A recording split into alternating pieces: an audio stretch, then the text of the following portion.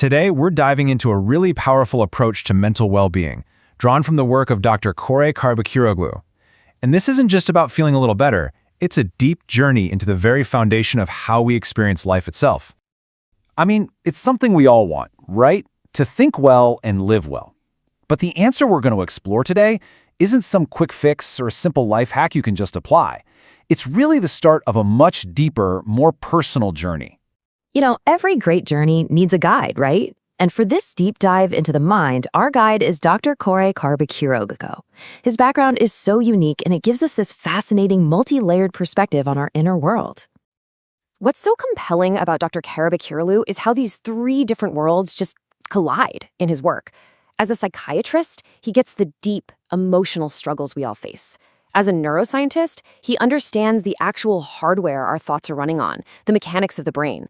And then, as a philosopher, he's not afraid to ask the biggest questions of all, like, what does it even mean to be here? This blend gives us a truly complete way of looking at ourselves. That the quality of our thinking isn't just part of our well-being, it's the absolute center of it all. So what does it actually mean to think well? Let's be really clear here, because it's not what you might think. This isn't about forcing yourself to be positive all the time, or just ignoring everything that's wrong. No, it's something way more profound than that. And this is such a crucial distinction. Dr. Karabekiroğlu is very clear that thinking well is not about forced optimism, just pretending everything is great when it's not. It's about engaging with our thoughts in a much more meticulous, aware, and structured way. It's about health, not just hype. Wow. This quote from the poet Pollyanna just hits the nail on the head, doesn't it? It perfectly captures the core of this whole philosophy. The idea is that our very essence, who we fundamentally are, is completely tied to the nature of our thoughts. It's Dr. Karabekiroğlu. He provides a really detailed map for the journey. And that map is actually a trilogy of books, each designed to guide us in a different way. It starts with a novel, to kind of show us what the journey feels like. Then it moves to a philosophical essay, to explain the core ideas behind it all. And finally, it finishes with a practical guide on how to actually walk the path yourself. Okay, now look at this. Look at where thought sits in our whole mental landscape. According to this model, our emotions, they often feel automatic, right? They just happen. And our behaviors, well, society expects us to control those. Thought is that crucial middle ground. It's this semi-controllable bridge that can actually shape both what we feel and what we do. That's our leverage point. So with a journey this big, this important, where in the world do you even begin? Before we can even think about changing how we think, we have to agree on a non-negotiable starting point, a foundational truth to build everything else on. And here it is. This is the very first agreement. It's the bedrock for the entire philosophy. Now, it might sound deceptively simple, but it is the absolute first step that anyone taking this journey has to accept. This is it. It's presented as the very first doctrine, not as a suggestion, not as a maybe, but as a declaration. Sen varsın, you exist. It's a simple, incredibly powerful affirmation of being that we have to internalize before we can go any further. And this shows you we're not just talking about some casual statement. This is a deep philosophical anchor. It lines up with that ancient idea that being is and non-being is not. The very idea of absolute nothingness is seen as impossible, because for you to even think about it, something, your mind, has to exist to do the thinking. Now, just let that sink in for a second, because it's a bit of a mind bender. This isn't about living forever. It's about your subjective reality. From your own point of view, you weren't there to see yourself come into being, and you won't be there to see yourself go. You are the constant presence in your own universe. That is a massive shift in perspective. Okay, so if I exist is the ground beneath our feet, what's next? Well, now we need a compass. We need to set a clear direction, a clear intention for this whole journey. And this is our commitment. It means we're going to engage in this mental activity, and we're going to do it intentionally, free from falsehood, from error, and from trying to deceive ourselves. It's really about being radically honest, at least inside our own minds. This quest for truth isn't something you can just do passively. It requires the mindset of an explorer. As you can see here, it means you have to be willing to question your own beliefs with genuine curiosity. It's this beautiful balance of trusting the process while also keeping a healthy dose of doubt about your own assumptions. All right, so we have our foundation, we exist. We have our compass, we're seeking truth. So, where are we actually going? What's the destination? What are we trying to achieve with this whole journey of thought? Well, the goal is a state of complete, holistic well-being, and it has two sides. On one hand, you've got subjective well-being. That's your inner state of peace, of happiness, that feeling of just being good. And on the other hand, there's objective well-being, your ability to actually function in the world, to work, to create, to contribute. You really need both to be truly healthy. And really, it all comes down to this incredibly powerful idea. Our entire reality, every single joy, every sorrow, every experience is filtered through our own minds. And that makes the health of our thoughts, the state of our own inner world, probably the most important project we could ever undertake. You know, everything we've talked about here is really just the first step onto a much longer and much more personal path. But it leaves us with a really profound question to think about. If your entire foundation was built on that simple, powerful truth, I exist, what kind of life and what kind of mind could you possibly build from there?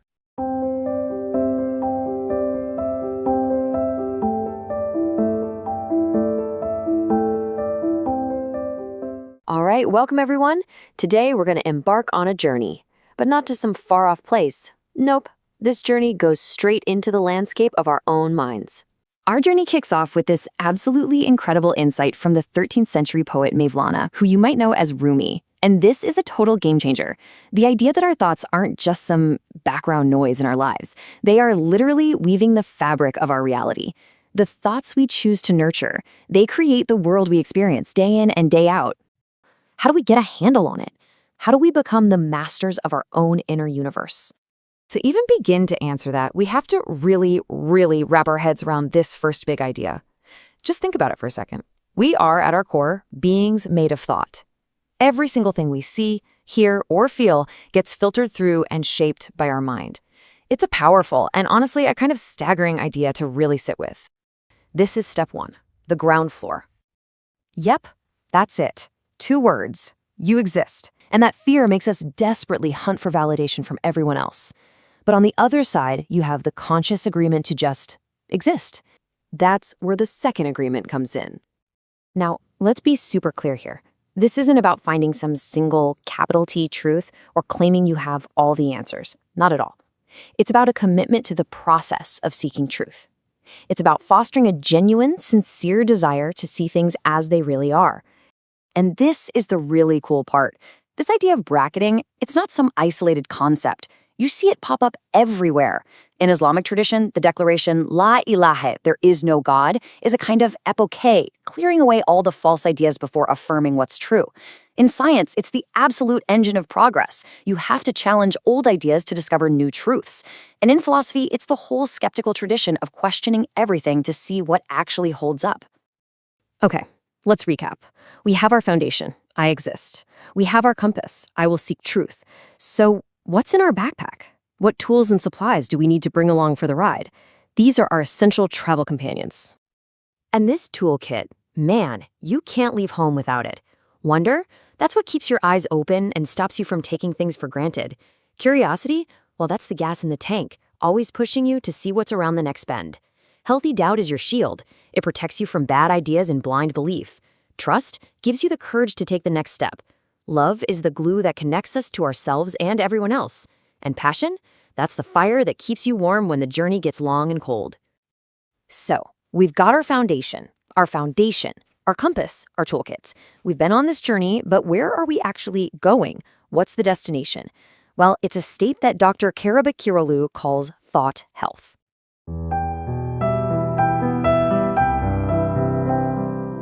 Welcome back to the Deep Dive. Good to be talking again. So today we're really digging into something foundational, I think. It's called thought health. Mm-hmm. And the goal here, as I understand it from the sources, isn't just about managing symptoms or feeling a bit better temporarily. It's about building a whole new framework for how our thinking actually works. Exactly. It's less about the specific thoughts, good or bad, and more about the underlying machinery, Right. And the sources talk about good thinking. Can you unpack that? Because it's definitely not just like positive thinking, is it? No, not at all. That's a key distinction. This isn't about putting a positive spin on everything. It's described as a much deeper process. Meticulous, careful, correct mental effort. Okay. The real aim is to get to a place of conscious control, where you are guiding your thoughts actively instead of feeling like your thoughts just happen to you or, enslave you. That makes sense. And it immediately brings to mind some philosophy, like Epictetus, right? Yeah. The idea that it's not the events themselves that mess us up. But our beliefs about them. Yeah. Or maybe the structure of our thinking around those events. If that structure's shaky, well, our reaction's going to be shaky too. Precisely.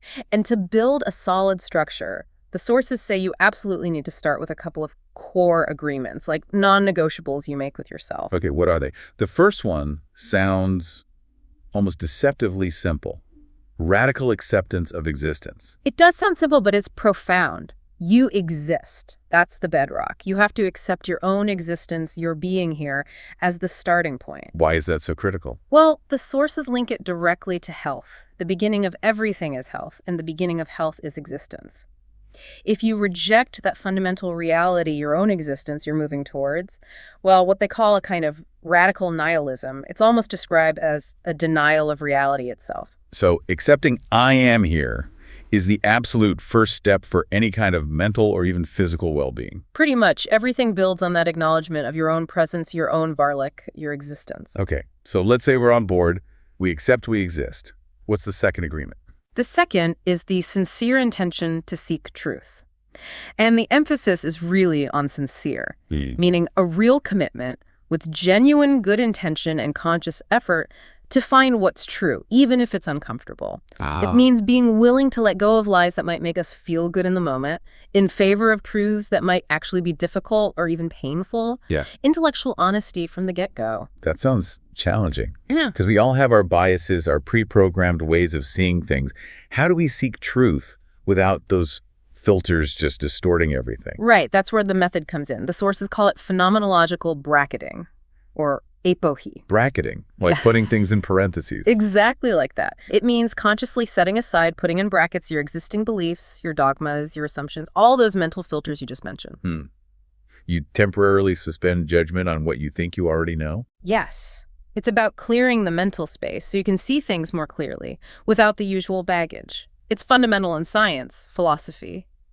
Even in some religious contexts, like the idea of shedding assumptions to grasp a deeper reality. Like wiping the whiteboard clean before you try to solve a new problem. That's a great analogy. You negate the old stuff temporarily to allow something new, something potentially more true, to emerge. Okay, so if we commit to this path, accepting existence, seeking truth, using this bracketing method, what do we need? What kind of psychological gear do we need for the journey?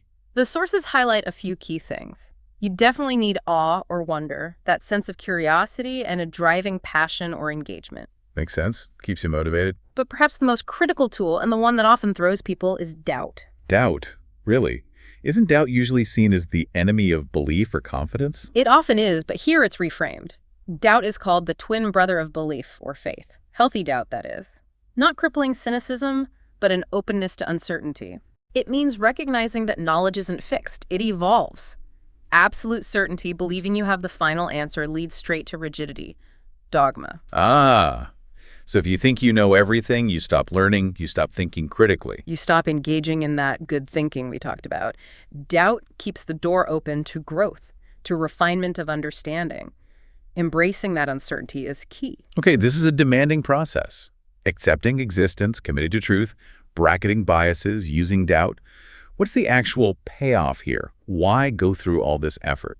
Well, the goal of thought health, according to these sources, really points towards two major outcomes for your life. Which are? First, subjective well-being. This is your internal state. Things like peace, contentment, maybe even happiness, your sense of future. Okay, feeling good inside. And second, objective well-being. This is more about how you function in the world, your ability to cope, your social harmony, fulfilling your responsibilities, your isolave-celic. Functioning well externally, so it's both inner peace and outer effectiveness. Exactly. It connects the inner world of thought to the outer world of action and interaction. And I found that point about ethics really fascinating. The idea that our responsibilities aren't just outwards to society, nature, whatever, but also inwards to ourselves. Yes, like maintaining your physical health isn't just practical. It's framed as an ethical relationship with your own body, with your own existence that you agreed to accept back in Axiom 1. You have a responsibility to the self you acknowledge. That's right. It brings it all together. So wrapping up, thought health is really about developing metacognition, the ability to watch and guide your own thinking. Being aware of how you think. Yeah. So you can navigate life with all its changes and uncertainties, Bellier's-sized lake, with more cognitive flexibility, adapting your thinking as needed.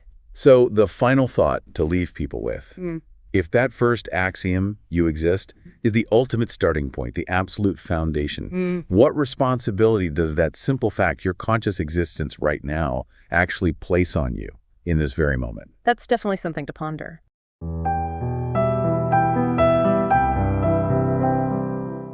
You know, thinking, it's kind of like the background music of our lives, right? It's always there. But what happens when that music gets stuck on a really, really annoying loop? Well, that's what we're talking about today. Healthy thinking isn't about just being happy all the time. It's about learning how to become the DJ of your own mind. So let me ask you this. Have you ever felt completely trapped by your own thoughts? Like you're running in a hamster wheel, going over the same worries, the same arguments, again and again, and you just can't get off? Yeah, if that sounds familiar, you are in very, very good company. These mental traps are super common. It can feel like this low-grade hum of anxiety that just never goes away. Or maybe it's a fog of confusion where you can't make a decision to save your life. And who hasn't gotten stuck in those pointless circular arguments with themselves? It is frustrating, it's totally exhausting, and it is a deeply human thing. But here's the good news, there is a way out. To break free, we can't just throw things at the wall and see what sticks. No, we need to build from the ground up, on a solid foundation. And that foundation starts with making two really important agreements with ourselves. Think of these as the absolute non-negotiable rules of the game for building a healthier mind. Okay, the first agreement sounds almost ridiculously simple. Existence is real. And I know you're probably thinking, yeah, obviously. But hang on a second. How often do our feelings, our anxieties, our fears make reality seem, well, kind of warped? We have to consciously agree that the world we're experiencing is actually real. This is our anchor. Without it, our thoughts just drift into total chaos. So step one, we plant our feet firmly in what is. The second agreement is a choice. It's a big one. We have to truly commit to seeking the truth. And that means being radically honest with ourselves, even when, especially when it's uncomfortable. It's like a promise you make to yourself to try and see reality as it actually is, not just how you wish it would be. And this quote just nails it, doesn't it? This is the choice we face every single day. It's the ultimate red pill or blue pill moment. Are we going to swallow the comforting lie that keeps us stuck in our old patterns? Or are we brave enough to take the inconvenient truth that might sting a little, but is the only path to real clarity and growth? Our journey really begins the moment we start choosing that truth again and again. All right, so we've got our foundation poured, we agree that reality is real, and we're committed to finding the truth. So how do we actually do that? Well, it turns out we have this amazing toolkit with 3 key disciplines we can use to start making sense of everything. Now, I love how this breaks it down. Think of it like this. Science answers the what question. What is verifiable? It gives us the hard data, the evidence. Philosophy tackles the how question. How should we think about this? It gives us the tools of logic and reason to organize our thoughts. And then there's meaning. This could be your faith, your ethics, your personal values, and it answers the biggest question of all. Why does any of this matter? They're not fighting each other. They're 3 different lenses that, together, give us a much clearer picture of reality. So, even with the best tools in the world, the road to clear thinking has a bunch of potholes and traps. We've got to learn how to spot the enemies of a healthy mind. Things like our own defense mechanisms, sneaky logical fallacies, and those cognitive distortions that we all fall for. We all have defense mechanisms. They're how we cope. The trick is to spot when we're using the immature ones, right? Like denial, just pretending a problem doesn't even exist, or rationalization, making up excuses. The goal is to consciously level up to more mature defenses, like using humor to get some perspective, or even better, practicing altruism, channeling that anxious energy into helping someone else. Oh boy, next up, logical fallacies. You see these flawed arguments everywhere, especially on the internet. There's the appeal to authority. Well, some expert said so, so it must be true. Or the classic ad hominem, where instead of debating an idea, you just attack the person who said it. And of course, the bandwagon. Everyone believes this, so I guess it's true. Seriously, learning to spot these is like a superpower for cutting through all the noise. And finally, we have cognitive distortions. These are the bugs in our own mental software that totally warp how we see things. All or nothing thinking is that black and white view where if something isn't perfect, it's a total failure. Or emotional reasoning, that's a big one, where you believe something must be true just because you feel it so strongly. These are some of the biggest enemies of a healthy mind, and honestly, just learning their names is a massive first step to disarming them. Okay, we've laid the foundation, we've got our toolkit, and we've identified the enemies. Now for the most important part of all, the actual practice. How do we start doing this stuff in our real, messy, everyday lives? The first, and maybe the most powerful practice, has a fancy Greek name, epake. But all it really means is hitting the pause button. It's the practice of suspending your judgment.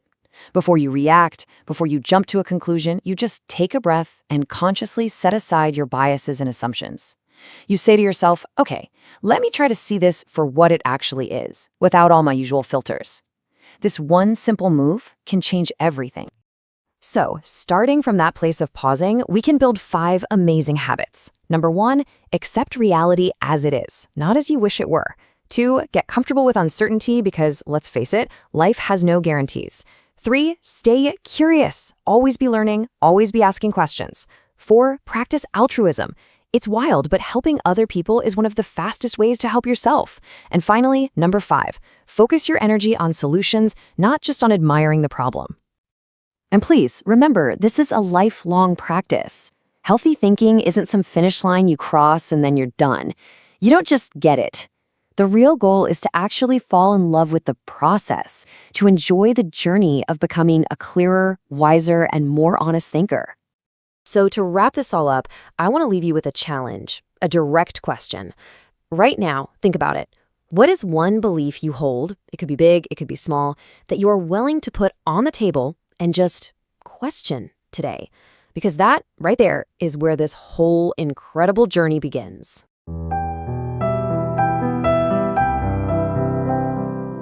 Welcome to the deep dive.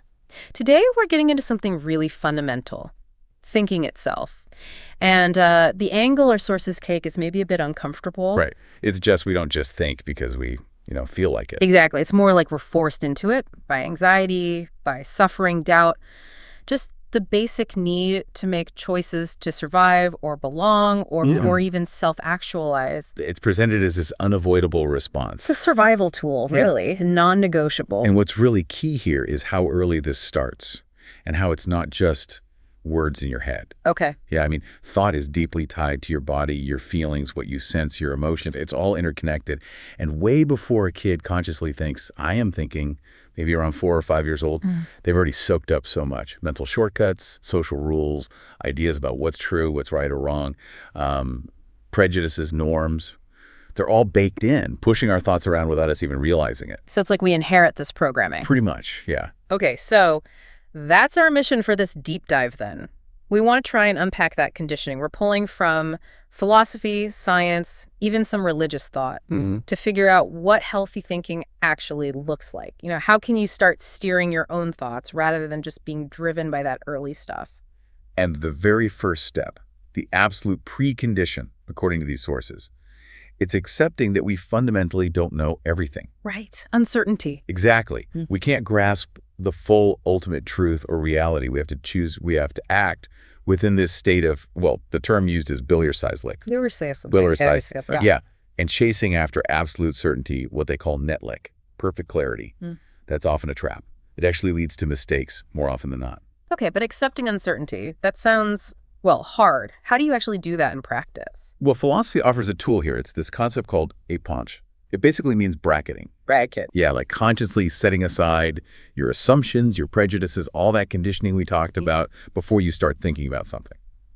So you don't erase them, you just put them to the side. Exactly. You acknowledge they're there, but you put them in mental brackets, so they don't just automatically steer your thinking. It's about proceeding with awareness, not just gut reaction. I see. So epicoo is like the mental hygiene part. You could say that. Yeah. And philosophy itself provides the framework. The sources define it really simply. Thinking about thought, systematically and logically. Okay. Without that systematic approach, you just have random data from science. Or maybe religion becomes just rote memorization, Philosophy lets you connect these different ways of knowing. It helps you build a coherent picture. Right, a unified way to ask the big questions. And that structure leads us to what the sources call the 2 core axioms, like the non-negotiable starting points for any real journey of knowledge. A doctrine, they call it. 2 bedrock principles. The first one is Varlik Vardir. Existence exists. You have to start by acknowledging reality, your reality, and facing that basic anxiety about non-existence. Yeah, you can't really engage if you deny the ground you're standing on, rejecting that basic premise. Yeah. Well, that makes you a radical nihilist. Which is seen as unhealthy. Right. And not necessarily like a moral failing, but unhealthy in the sense that it stops you from, building anything, from acting constructively in the world. You have to affirm reality first. Okay, Varlik Vardir. Existence exists. What's the second axiom? The second is a commitment to hakikat, which essentially means relentless honesty with yourself. Relentless honesty, yeah. The searching for truth, even knowing that the truth you find might shift or evolve. The big pitfall here is self-deception, lying to yourself, or what existentialists call bad faith.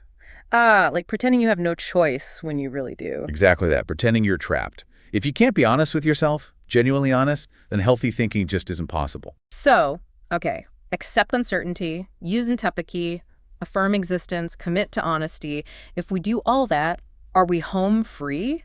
Or are there still traps? Oh, absolutely there are traps. Unhealthy thinking patterns are usually tied to really common cognitive distortions.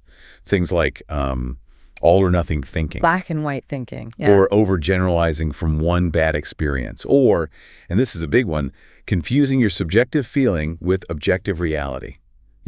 I feel like a failure, so I am a failure. Well, feelings aren't facts. Exactly. And another trap, especially relevant today maybe, is just blindly appealing to authority. Believing it because someone important said it. Precisely. Well, this expert or this influencer or this leader said it, so it must be true. Without doing your own critical thinking. That's a shortcut to, mental stagnation, maybe even regressive thinking. So bringing this all together for someone listening, what's the takeaway? It sounds like a lot, maybe. Yeah, it does. But the core message seems to be that you have to choose. Decision-making, it's unavoidable.